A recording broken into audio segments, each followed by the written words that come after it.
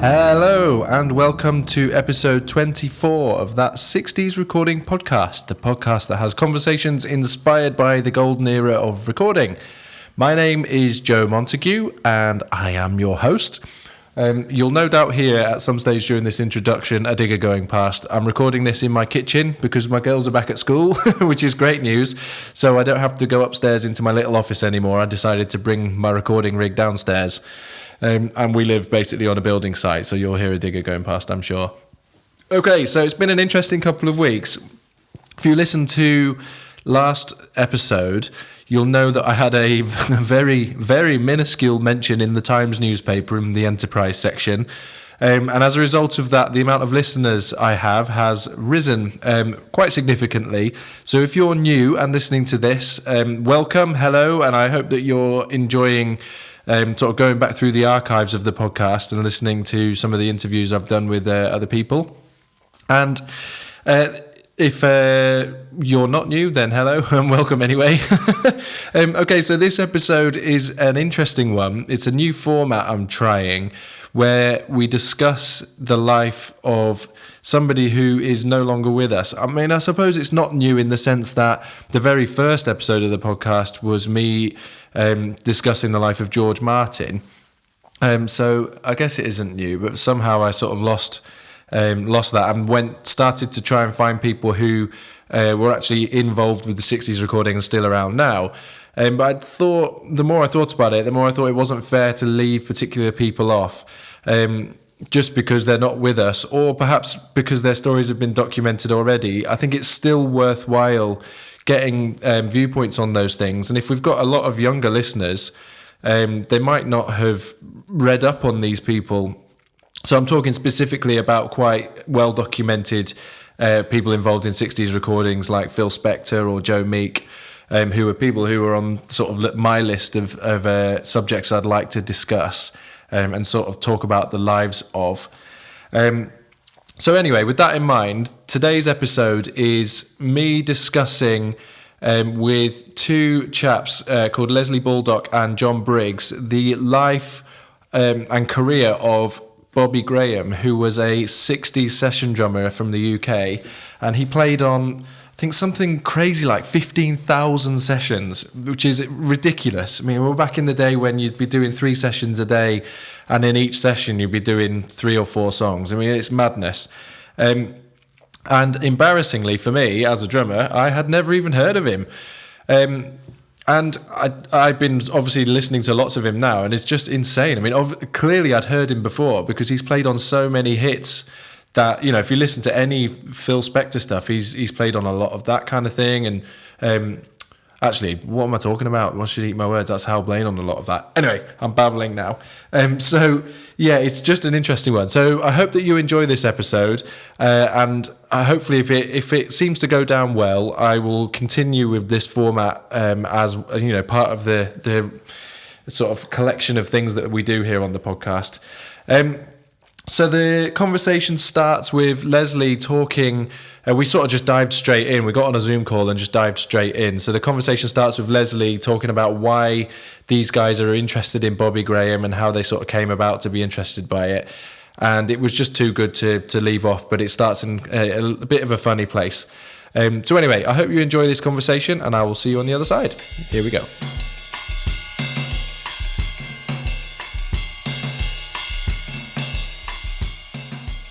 Just tell you why we both do this thing, partly because we both care about music, but partly because we're both speaking for someone that really can't speak for themselves anymore. I knew Bobby as a friend.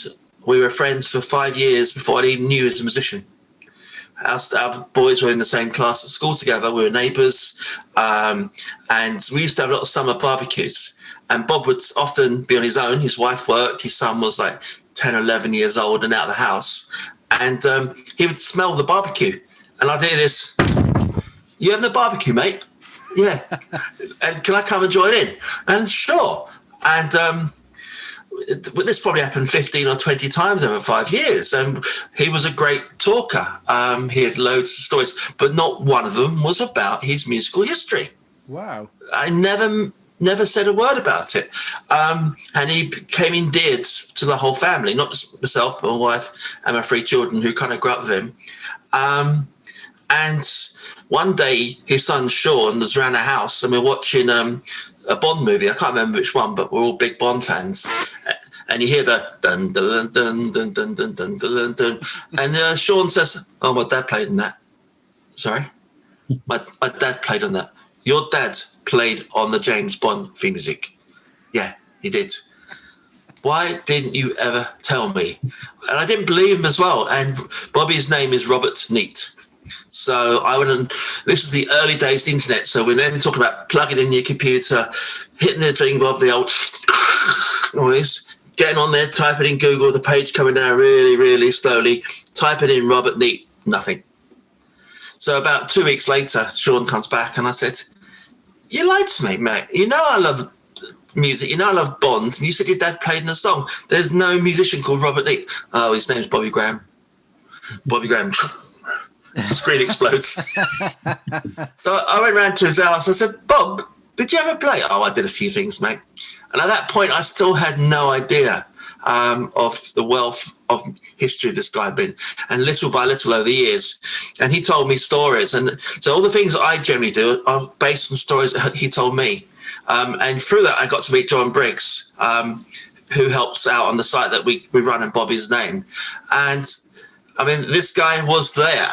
He knew Dave Clark 5 members. He is a particularly close friend of Mike Smith. He ran the fan club. He used to go drinking with Mike and stuff like this. And my only regret out of all of this is that I wasn't there at the time. Everything I have is based on little stories that have been told to me. Wow. I mean, that's crazy that you lived next door to him for so long. And you just didn't know. I mean, what a humble beginning. Well, in its way, it's one of the reasons that we became good friends, because we were friends. It wasn't me and Bobby Graham. I was friends with Robert Neat. And when Bobby played his last concert in a little pub in Hartford, it was called The Barge. There was about 20 or 30 of us there. And one of them was Rod Argent. And I sat with Rod all night, talking away and stuff. And about 50 times during the night, someone came up to him and asked him a question. It's amazing how many people walk into pubs with their own demo of their own band.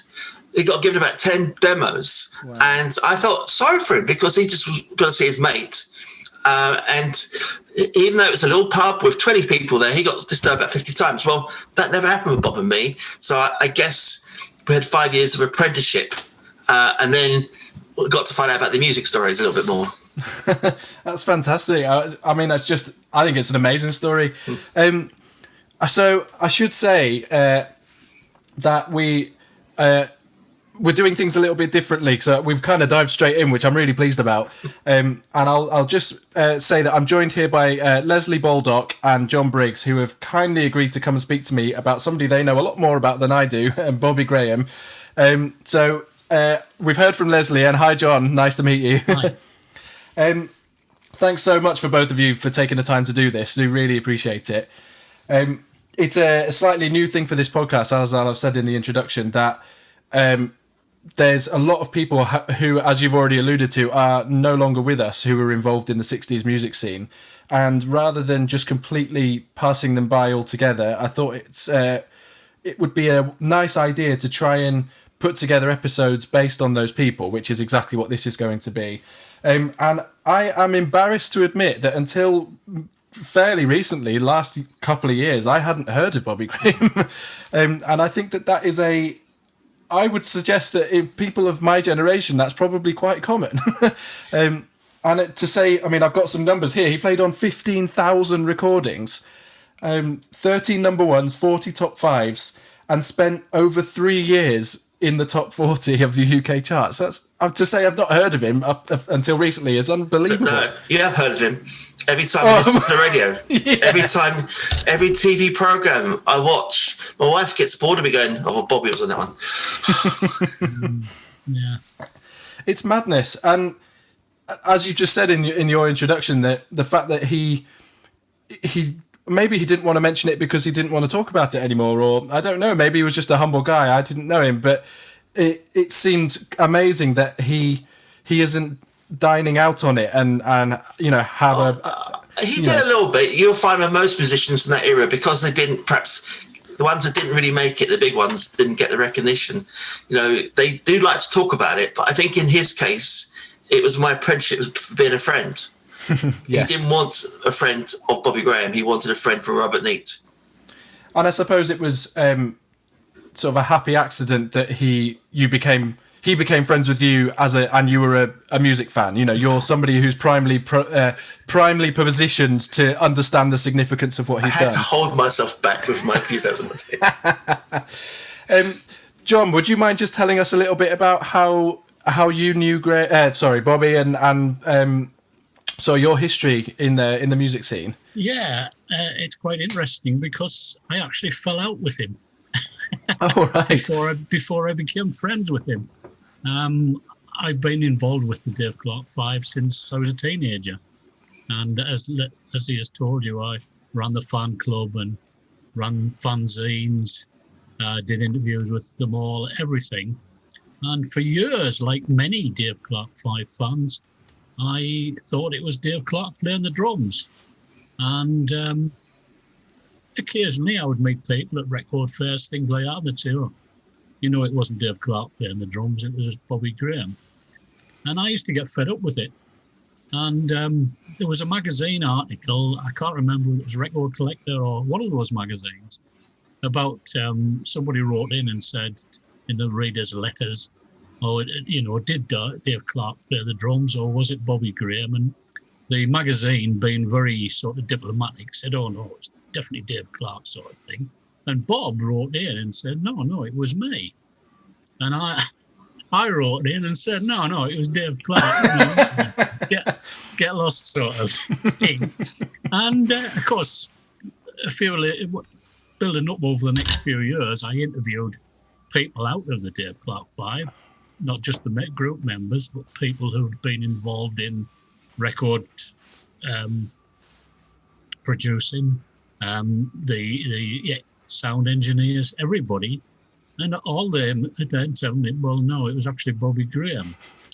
So I thought, well, I best get in touch with him. And I sent him a letter, got his address, sent him a letter apologising and said, look, I'm very, very sorry. I've now been told it was you from very good authorities. So, I'd just like to apologise. And a couple of days later, phone rang. It's Bobby Graham here. And I expected to get told off, No, you're very, very nice. And from then on, usually on a Monday tea time, the phone would ring about 5 o'clock. It's Bob. And he would just have a chat for an hour. Just about, not particularly the Dave Clark 5, but about his career in general. And we became very good friends, but I never actually met him. I talked to him for years on the phone every Monday night, but I never actually got to meet him. Wow. In person. That's incredible. I love that. I often work with, in the sort of job I do at recording drums for people, I often speak with people, as I'm speaking with you guys, who I don't meet, and I feel like I've got a fairly close relationship with some of them, and it's a really cool thing, and I think it's a testament to musicians in general that they can just chat and they just want to talk about stuff, and I love that. I think that's a fantastic story. So I wonder whether it might, if we perhaps start from the beginning and talk a bit about the beginnings of sort of Bob's career and the way it unfolded, and then you guys could just chip in with with tidbits of information as you kind of see fit. Does that sound like a good way forwards? Yeah, So I'm actually not sure where either of you were based, but Bob was born in where's the beginning of my thing here in Edmonton in North London, so primed to have a career in, London was the centre of the music scene back then, really, wasn't it? Yeah. And he was part of an elite group of session musicians who could be likened with the Wrecking Crew in America. Yeah. Although we don't officially in the UK have a sort of Wrecking Crew sort of likeness, but it's... Bob had a name for them, didn't he, Les? Yeah, the London All Stars. Oh yeah, nice. Did they? Am I right in thinking they recorded some music under the London All Stars? Yeah, they did indeed. They did several things. They did a lot of French artists. Michel Polnareff, Francois Hardy, Eddie Mitchell would all come across to London to record. They also did their own album, which was reproduced in a day, and I sent you a copy of the back page. It's called British Percussion. Yes. If you look at the list of musicians on there, it's just incredible. And Jimmy Page didn't remember playing that. He wrote 3 songs with Bobby and played lead guitar on that, and he didn't remember doing it. That's madness. I mean, for me, growing up as a Led Zeppelin fan, the idea that Jimmy Page was involved in the session scene at all just blew my mind, you know. Well, and John Paul Jones. So the core group would be Bobby on drums, John Paul Jones on bass, Jimmy Page and Big Jim Sullivan on guitar, and you got people like Eric Ford on the scene, Alan Wayhill. There were so many top musicians, but the nucleus of the group was those guys. Was Vic Flick in that group? He played in the first Eddie Mitchell album. And then he was later replaced by Jimmy Page. Because going back to where you started, the Bond theme is Vic Flick. Yeah. Oh, yes, yeah. I know Vic quite well. He lives out in the States now. Oh, wow. It just, there was clearly a sort of, as you say, like a nucleus of guys who were reliable. And, you know, the Shell Tell Me podcast I recorded, almost wish I'd have done it the other way around now. I'd love to have had this conversation first and then spoken to Shell. But as I kind of got from him, it was pretty standard practice back then to get a backing band to come in and work on the tracks. Well, they had 3 hours to record 4 songs, and a lot of them were good musicians. It wasn't the fact they couldn't play, but could they play 4 songs perfectly in 3 hours? And not many could. You had people like Eric Ford who could sight read music, and they would just hand him the sheet of music and he would go in and play it. Now, you couldn't do that to your bog standard dancehall band, you know, or garage group, as they would be called these days. They couldn't do that. They couldn't sight read music. A lot of them couldn't even read music. And yet you had people like Eric and Vic Flick and people like that would just, I can play that and go and play it. But more that, they played it with feelings. It wasn't just a question of reading the notes. They understood music as well, because Bob used to criticise the solo on the Cliff song, Move It, because the guy that played it note perfect, but without feeling. It's interesting that with kind of I mean, everything that I think of to do with 60s music is comes from sort of a Beatles knowledge. So we're talking sort of early 60s almost, where the Beatles kind of broke the mold of studio time being in 3-hour blocks.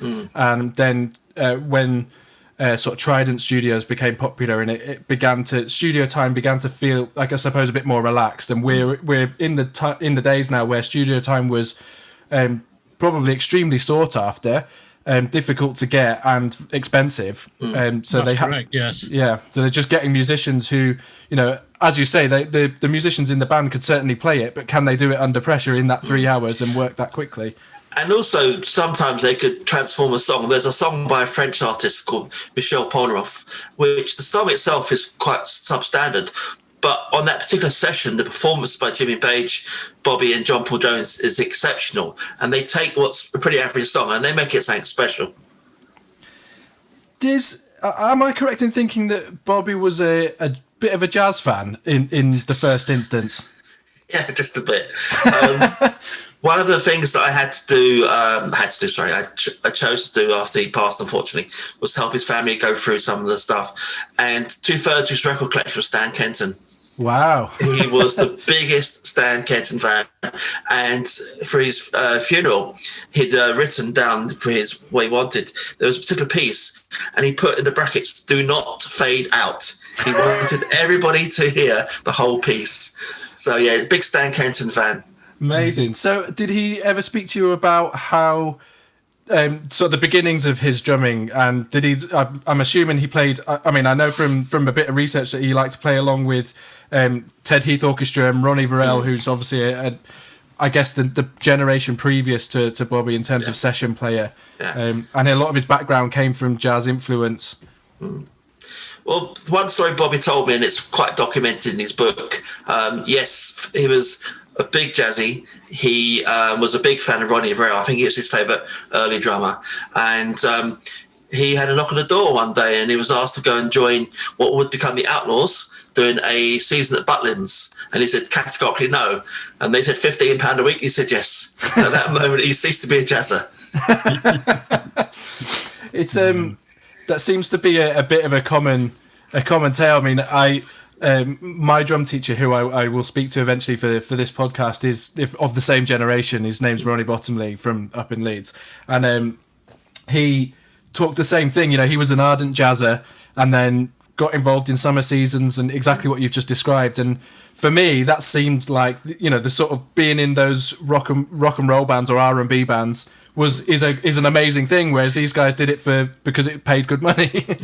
What I can't work out, and I'm still trying to work out, is which was the song that turned Bobby from being a jazz drummer into the legend, the rock drummer he became, because he was with Joe Meek in the early days, Joe Brown, with Marty Wilds, with the John Barry Seven, and the drumming then was more of a jazz influence. There was more accompaniment, more subtlety.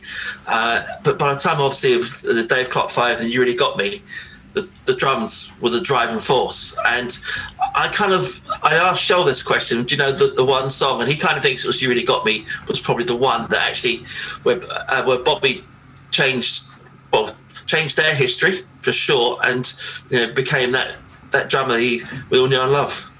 It would either be that one or Glad All Over. They were Glad All Over, I think, was slightly first. It was November 63. But one of those two, definitely. So, they were the ones where Bobby really came to the fore. It seems, a really common story among the guys who were involved in 60s music, that, you know, being from North London, then it was an old school friend, was it not, who invited him to come and do the summer season at Butlins? Yes. Yeah, and, you know, the fact that he went to school together with that person, and it all just fell into place in a really kind of in a really nice way, and it seems to be a really common theme among working musicians from the 60s that happened, and the Outlaws seems to have been a bit of a band with some pretty decent pedigree. Yes, slightly. Yeah, of course, we had Chas Hodges in there as well, who people know obviously from Chas and Dave, but he was a seriously good musician.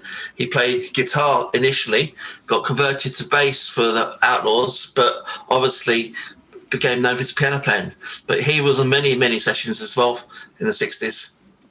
Did Bobby talk much about his time with the Outlaws and working with Joe Meek and that group? Yes, he did. He hated Joe Meek. And I mean that. Bobby was a very kind man. He told me about Joe Meek before I saw the Telstar movie, and I have to say Con O'Neill is absolutely brilliant, because the person he plays in that movie is what Bobby described to me, literally word for word. But they'd walk into the session, and Joe would record some noises on a tape and said to the band, right, go and play this. And, you know, for Telstar, it would have been, he couldn't even do that in tune. And, you know, the boys had to make something of it. And he was incredibly gifted. He was absolutely legend in the pioneer music, but very, very stressy. And in the Telstar movie, it's Clem Catini, it's shown as being thrown. It was actually Bobby that was being thrown down the stairs in real life. And Clem wasn't on Johnny Remember Me. Bobby did that one, but they kind of did that for the film. But yeah, Bobby was thrown down the stairs, followed by his drum kits. So he was quite glad to leave in the end. I can imagine. It was about that time, working with the Outlaws and Joe Meek, that Bobby was starting to get into a bit of writing. From my research, there's a particular song, Crazy Drums, that I've read that Joe Meek was credited for creating, when actually it was Bobby that came up with the whole idea for that. And he didn't get a penny for that as well, Bobby. I think he got a very small check from the PRS when he was in his 60s. But like many people, he happily signed away a contract. He went in there with great intentions, and he was told by Joe Meek that his name would be on the label to give it credibility. But it was Bobby's concept, Bobby's showcase, and Joe Meek got the credit and he got the money for it. It must have been really frustrating for him. Do you think? Does he have a chip on his shoulder about it at all, or is it just brush it off? No, he didn't have a chip on his shoulder, and it's part of growing up. If he was the only person that happened to, that would be a thing. But it happened to all the bands back at those times. It was common practice in those days. Ron Ryan quotes Larry Page, especially as putting his name on all his songs, and Dave Clark did it as well. A lot of them did it. A lot of the record producers got their names on songs that had nothing to do with writing. Yeah. It's common practice. It feels like a word I've written down is murky, and I kind of alluded to it with my conversation with Shell Talmy, that it seems, as you've just said, it was confusing who wrote the songs, it's confusing who played on the songs. It really was, as we sort of say now, as show business, that it was just a case of what's going to work, what's going to get this selling the best, not who actually did this. Yeah, absolutely. And it makes it really difficult to do any research. I haven't found a comprehensive list of the tracks that Bobby played on. It seems really hard. I only know of 200 or 300 of them. He didn't know. One of my greatest joys, though, in all honesty, and this is one of the, sincere pleasures, was listening to Tom Jones' It's Not Unusual. And there's so many people claimed that played on that. It was actually Ronnie Verrill who did the single. And only recently I found the demo that Bobby did, and Bobby played in it. But we listened to it together in his room, and he said to me, do you know what, they say it's me, but it's not, because that's Ronnie. And I used to nick that particular lick, and he literally taught me how Bobby played the drums and told me how Ronnie played the drums. And I was listening to the guy who was involved in it, playing the record and talking about it. So when I eventually found the version he was on, I knew exactly who performed this version.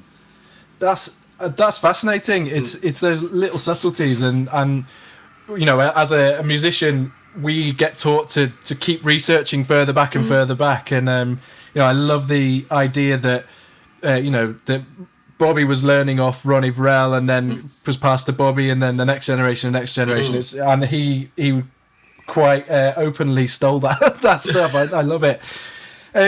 So it was about he left the Outlaws and started touring with Joe Brown. Yes. And that seems like it was a bit of a significant step up in terms of I guess gig sizes and notoriety. It was a bigger, a more well-known band.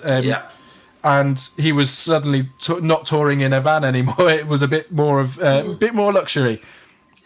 Yes, in the past they've been in the back of transit vans, and now we're talking about being part of big showcase tours where many bands would play together, being put in hotels, being mobbed by fans to come out, being recognised, being on TV.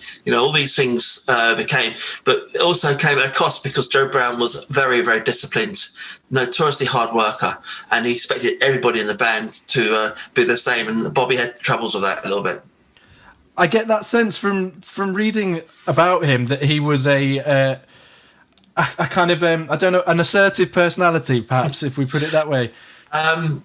Well, the Bobby I knew was very different to that Bobby then, but that Bobby then was painfully shy. So how did he get over it? By drinking. And then when Bobby drank, he could still play the drums, but I guess, and I'm surmising because obviously I wasn't there, but I guess that's when the extra of the character came out a little bit more. Interesting. I mean, it must have been interesting for him being surrounded by these big personalities, and then as an incredibly shy person. I mean, it's Dutch courage, isn't it? And I think a lot of musicians that I've spoken to of that era do tend to have quite a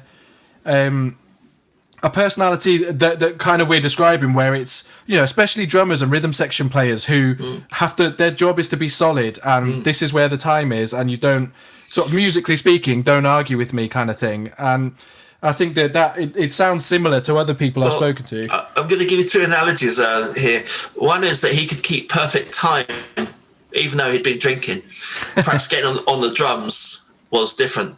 But the Bobby I knew would struggle to get on the drums because of his health conditions. He was in really a poor state of health when I first met him. But as soon as he got behind those drums, it was like a kid. Wow. And all the pain from arthritis and stuff that went away. And honestly, I'd see him be lifted on a seat and then play with the dexterity that few can match.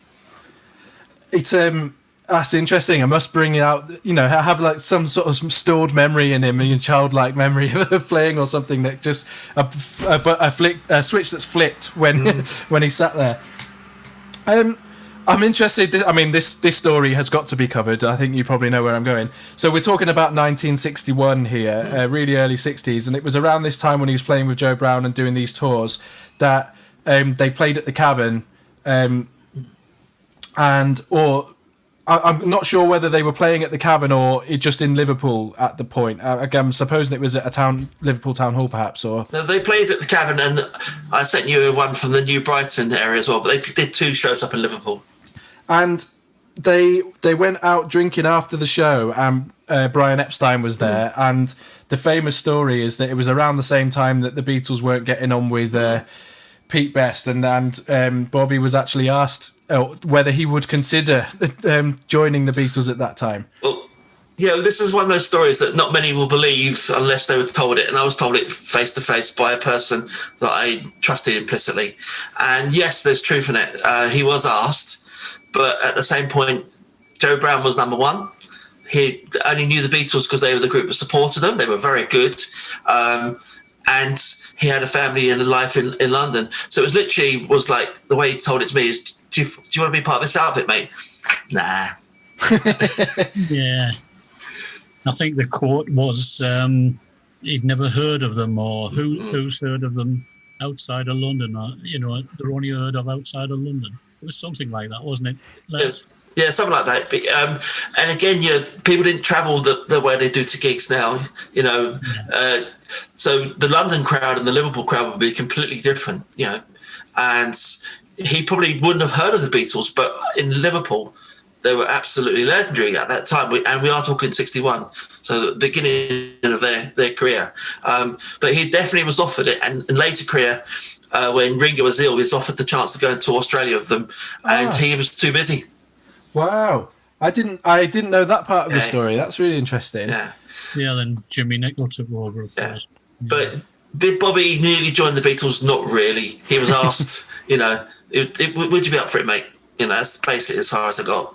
While we're on this subject, is there any truth in that he was considered for the Kinks job at one point? Well, I'm going to tell a story here, actually, I've not told, and again, this was told to me by Bobby, but Ray and Dave would keep in touch with him. And I'd like to take a moment, if I can, just to say thank you to these guys, because they were the first band that openly acknowledged the use of session musicians, and nothing has been done to their reputation. And they're part of the reason that Bobby still has got his legacy. They really are. But they would keep in touch with him regularly. And this is the way he told the story to me. I'd go around and see him for a cup of coffee. Oh, Ray's been on the phone. He wants to get the band back together again, but he's annoyed with Dave. Next week, Dave's been on the phone. He wants to get the band again together, but he's annoyed with Ray. They always were talking about getting the band back together, and they did ask Bobby, who couldn't have possibly done it because he wasn't anywhere near healthy enough, would he be interested in drumming for them? As to been part of the Kinks in the early days, no, I don't think so. Never. Mick Avery always was a good drummer. It's a bit like having the sub in a football pitch. They brought a new player in. He was on the bench until he was ready to play. When he was ready, he was in there. That makes sense. I mean, it makes sense that these discussions may well have taken place fleetingly, just like having a few drinks after sessions or whatever. But, whether anything formal ever happened, you don't know. So, well, as a little side, I mean, John could tell about many stories with the Dave Clark 5 guys, and when he'd go out drinking them afterwards, and over a few beers, people say a lot more things than they would do when they don't have a few beers. So this is around this time that he started to sort of dip his toe into session work. So we're talking kind of 1962 now.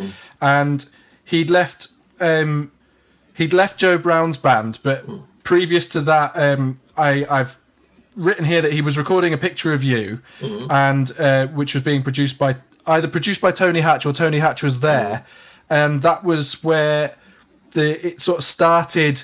You know, do you want to come and work on this session? Do you want to come and work on this session? And he started to work with John Barry, and I suppose that the music scene at that time, and probably it still is now, but was quite tight knit. And once you've done a good job for one person, it got passed around. Did he speak much to you about the beginnings of that, and how he kind of started to get his way into a steady job working sessions essentially, and not touring anymore? Not really. He talked to me a lot about being a session player, kind of from when he started, but not how he got into it. But John would know a lot more about that kind of era and how people got into the jobs. Yeah, I think you're right. It was very close-knit.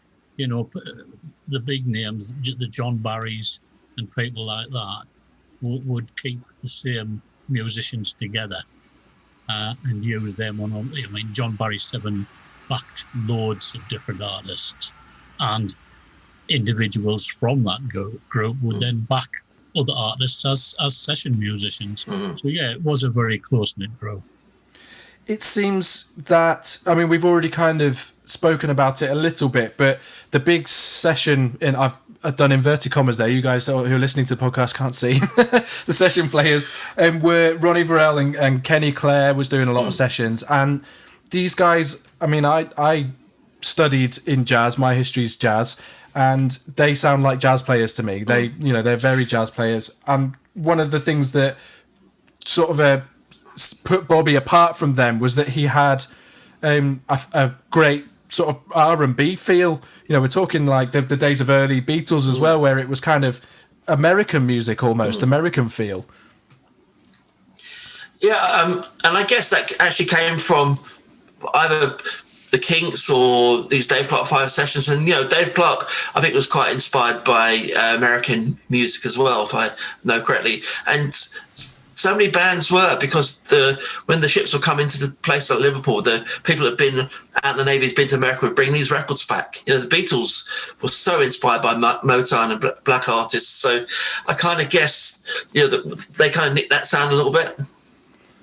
John, what's your... go on. I'm interested in your experiences in this. One of the other things was that at that time, the American Air Force had many, many bases in England, and they would have dancers on at the bases, and the British groups would tour the American Air Force bases doing these dances. And as people like Mike Smith and Dave Clark have said in interviews, they would hear these, you know, in that gap between their sets, the jukebox would go on and they would hear this American music, and they weren't hearing in England, and that's how they got into it from the American Air Force bases. So we're kind of talking very almost. I'm trying to picture a timeline in my head. It's kind of I suppose they'd be doing that, and then it would infiltrate into the recording scene. I mean, everything seemed to work very quickly back then. It wasn't, you know, people didn't take the time over albums like they do now, and they presumably it all happened quite fast. And then there was this changing of the guard in, you know, I know I'm summing it up in a very crude way, but there was, you know, the changing of the guard from the sort of jazz, almost military trained musicians into this more sort of relaxed American Motown R&B feel. I mean, I've got an amazing quote that, well, I find interesting that I'm going to read out. That said, so this is from Bobby's book, I'm assuming, that it said, Ronnie Verrell and Kenny Clare had been around for a long time and both were big band musicians. Ronnie had come out of the Ted Heath band and Kenny had come out of the Johnny Dankworth band, and neither were particularly fond of rock and roll music. They had a great big band jazz feel and would play exactly what was written on the drum parts, and if a fly landed on their chart, they'd play it.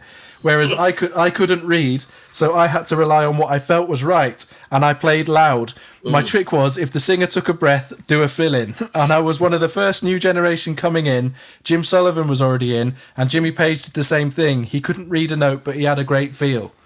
Yeah.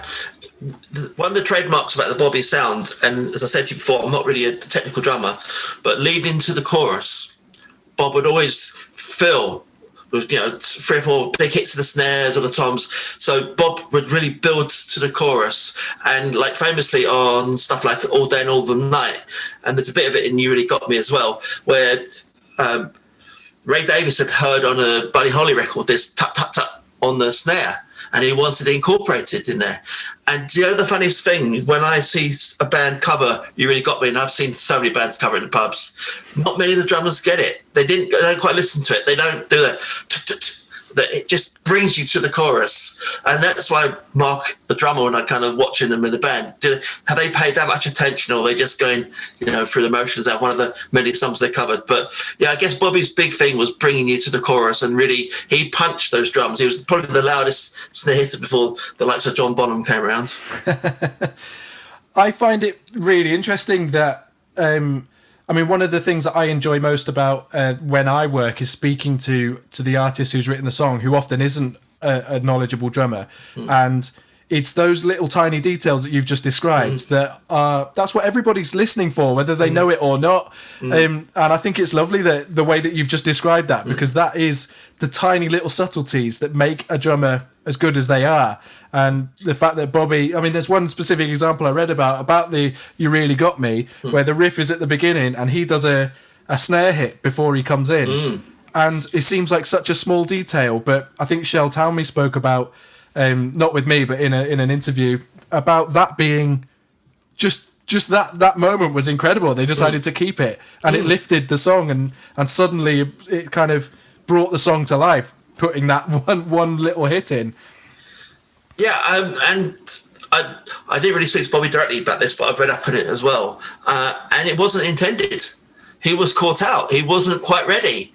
So when, and I don't know if you've been to see Sunday Afternoon, for example, the theatre show, but it starts off with them in a dancehall band, and I was not sure where we were going, and then it got to the bit where You Really Got Me, and then when they play it in the theatre, it's 3 times as loud as anything you hear before, and you jump out of your seat and you hit the drums.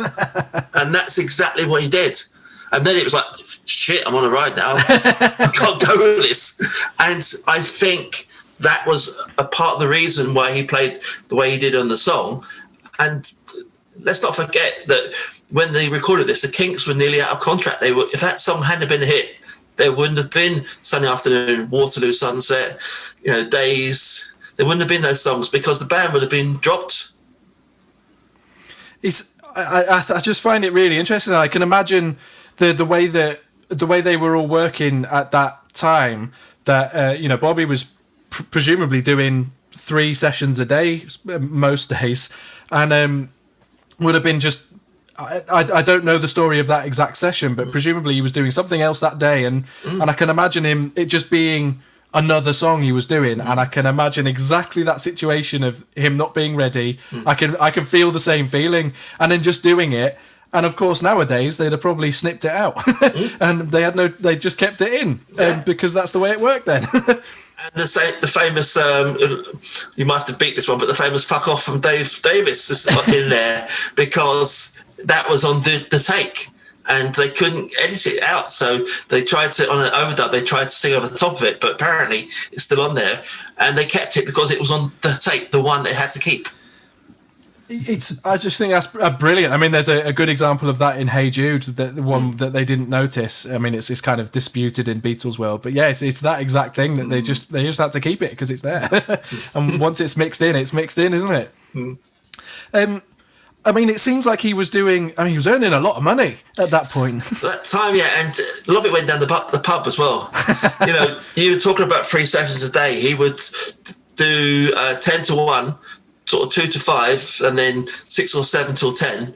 Then they would all hit the pub, and quite often he went jamming, and he jammed with Hendrix one night in a bar in Soho. Wow. About 1 a.m, and then we'd get up next morning at 7 o'clock and be off again. That was their life, 6 days a week.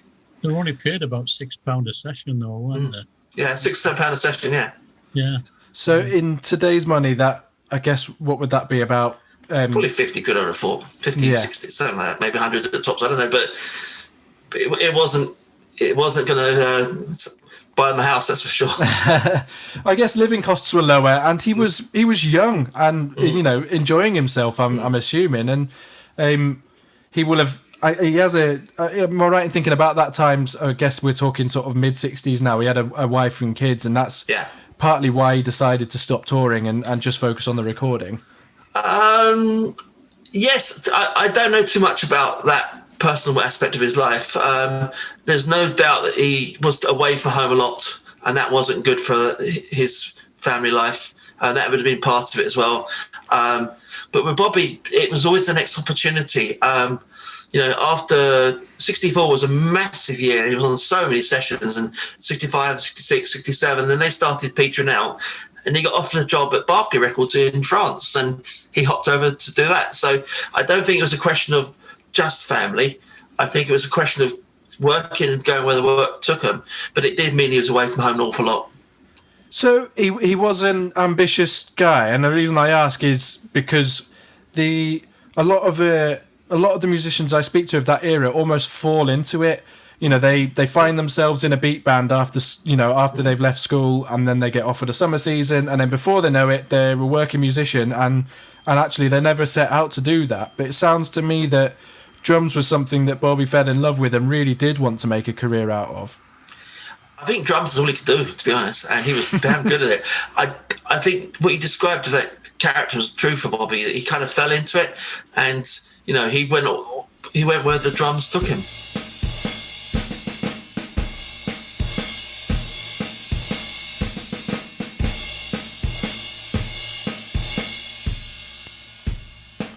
There we go. So as I say, I hope that you enjoyed listening to that as much as I enjoyed having that conversation. I find it really interesting for me to sort of navigate having two people to speak to. But I think, personally, I think it's a nice way of moving forward, and it's a nice way of covering the life and career of people. So I'm hoping that I can do more of those on different subjects in the future. I have some ideas, some that have come from you guys, and some that are ideas that I've had already that I mentioned in the introduction. Okay, so next week we have the second half of that conversation. And that just leaves me to say, if you'd like to get in touch with me, you can do that. My email address is joe@allyouneedisdrums.com. I am on Instagram @allyouneedisdrums. My website is www.allyouneedisdrums.